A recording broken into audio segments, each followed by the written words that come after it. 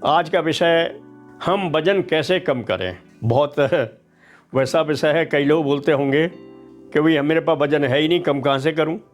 ये भी सही है, कुछ इतने दुबले पतले हैं, कुछों की थोड़ी सेहत कम होती है, अच्छी होती है, वो बोलते हैं जी वज़न हम कैसे कम करें। इसके लिए लोग बहुत पैसा खर्च करते हैं और कई लोग जिमों में जाते हैं। अपनी घर पर अगर आपके पास साइकिल है उसको नहीं चलाएंगे और कार में या मोटरसाइकिल पर जिम जाएंगे, वहाँ पर साइकिलिंग करेंगे, उससे अपना वज़न कम करेंगे। कितनी अजीब बातें हैं। मेरे घर में साइकिल रखी है लेकिन मैं साइकिल नहीं चलाता हूँ और वज़न मेरा बढ़ता जा रहा है। और इस वज़न कम करने के लिए हज़ारों रुपए देकर मैं अपनी कार से, स्कूटर से जा रहा हूँ और वज़न कम करने के लिए जिम के अंदर साइकिल चलाऊँगा। बड़ी अजीब बात है।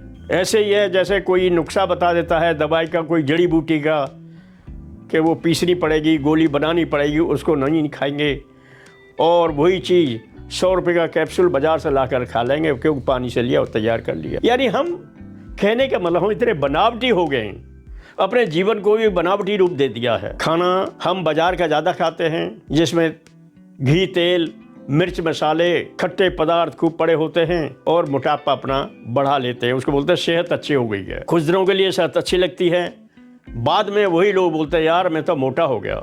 लोग बोलते हैं यार मोटा हो गया, काम नहीं हो रहा है मेरे पे, सांस फूलती है, चला नहीं जाता है। उसके दोषी कौन थे? हम खुद। दोष किसका? हमारा। मोटापा किसने लाया? हमने। सलाह किससे ले रहे हैं? दूसरों से। लेकिन इसका बड़ा बढ़िया इलाज है। आपने जितना जो कुछ किया उसे भूल जाइए, आप अपने वास्तविक जीवन में आइए। जो महिलाएं हैं उनको, अगर वास्तव में महिलाएं घर का पूरा काम करती हैं, गृहस्थी का, तो किसी भी तरह से मोटी होने का सवाल ही खड़ा नहीं होता है। जो महिलाएं अपने घर के ऐसे काम चुराती हैं और घर में सफाई करने वाली महिला रखती हैं, कपड़े धोने वाली महिला रखती हैं, खाना बनाने वाली महिला रखती हैं, तो निश्चित रूप से आप मोटे हो जाओगे, मोटापा आप पर आ जाएगा। आप दिनचर्या में अगर अच्छी तरह आटा गूंदा जाए तो पसीना आ जाता है। जितना आटा अच्छा गूंदेगा उतनी आपकी रोटी अच्छी बनेगी। आप कपड़े चाहे मशीन से धो रहे हैं चाहे हाथ से धो रहे हैं, लेकिन उसमें आपको कसरत करनी पड़ती है। आपको घर के इतने काम होते हैं, अगर आप घर का पूरा काम करती हैं तो निश्चित रूप से आप पे मोटापा नहीं आएगा। आप पैदल चलने की होड़ डालिए। अब हम पर पैसे की आपाधापी में पैसे इतने कमा लिए हैं, उस पैसे को एडजस्ट करने के लिए मोटरसाइकिल लेते हैं, उसके बाद कार लेते हैं और हम घर से अपनी देहली से बैठेंगे, दफ्तर तक जाके कार से उतर पड़ेंगे, वहाँ पर एसी में बैठ जाएंगे। घर पे भी हमारे एसी लगा हुआ था, ऑफिस के अंदर भी एसी हैं। इसलिए जो लोगों की ज़िंदगी एसी में बीतती है वो उनको पसीना नहीं आता है। पसीना आना शरीर के लिए बहुत लाजमी है। अंदर का पसीना आने से अंदर का पानी है वो निकलता है। हमारे बॉडी के अंदर जो छिद्र होते हैं, बालों के थ्रू सारा पसीना निकल के बाहर आ जाता है। उदाहरण के तौर पे आप कसरत कीजिए, कसरत करते करते भी आपको पसीना आ जाएगा और आपका शरीर बहुत मुलायम हो जाएगा। इसलिए आप अधिक से अधिक पैदल चलने की क्षमता रखिए। जो लोग जिम जा रहे हैं उन लोगों को घर से साइकिल लेना चाहिए। अगर मान लो ड्यूटी दफ्तर आपका दूर है तो अपनी लोकलिटी में अपने छोटे मोटे काम साइकिल से करिए या पैदल जाकर करिए। अगर किसी मार्केट में जा रहे हैं तो आप पैदल जाइए।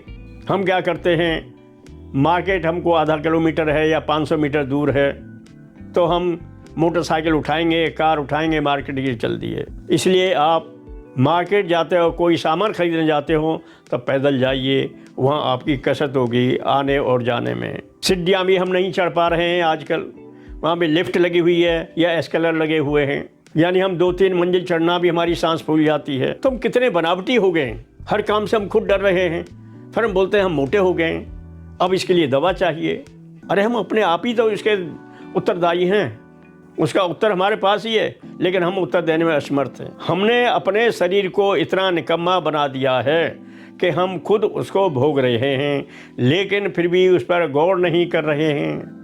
कहीं भी पैदल चलने के लिए नहीं होता है। ये सच्चाई है जब आप मार्केट भी जाते हो, मार्केट में आजकल बड़े बड़े हॉल खुल गए हैं, उन हॉलों में चलने के लिए एस्कलेटर लगे हुए हैं या लिफ्ट लगी हुई हैं, पैदल नहीं चल सकते हम वहाँ भी। कपड़े खरीद लाएंगे, आप 4-5 किलो का वजन हो जाएगा, वो उठाना मुश्किल पड़ जाता है, सीढ़ियों से नहीं आएंगे आप, लिफ्ट चाहिए आपको। आपने कितना शरीर को बनावटी बना दिया है।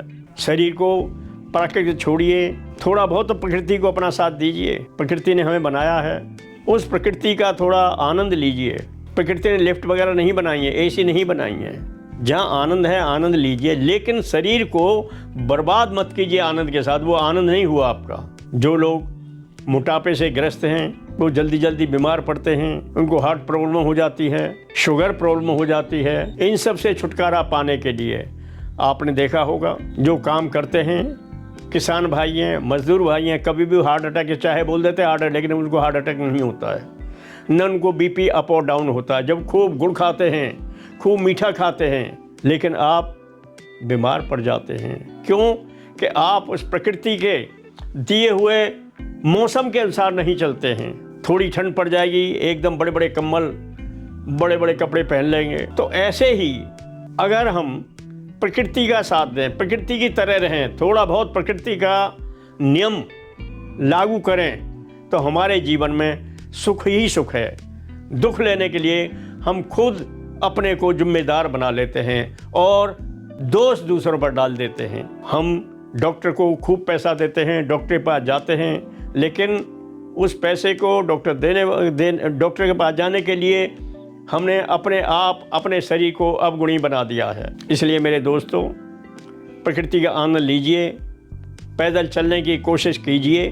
अगर मार्केट भी जाते हो, ऑफिस आपके दूर है तो इतना नहीं जा सकते हो, लेकिन वहाँ तो आप पैदल जा सकते हो, या लोकल क्षेत्र में साइकिलिंग अवश्य कीजिए और छोटे मोटे काम को खुद कीजिए।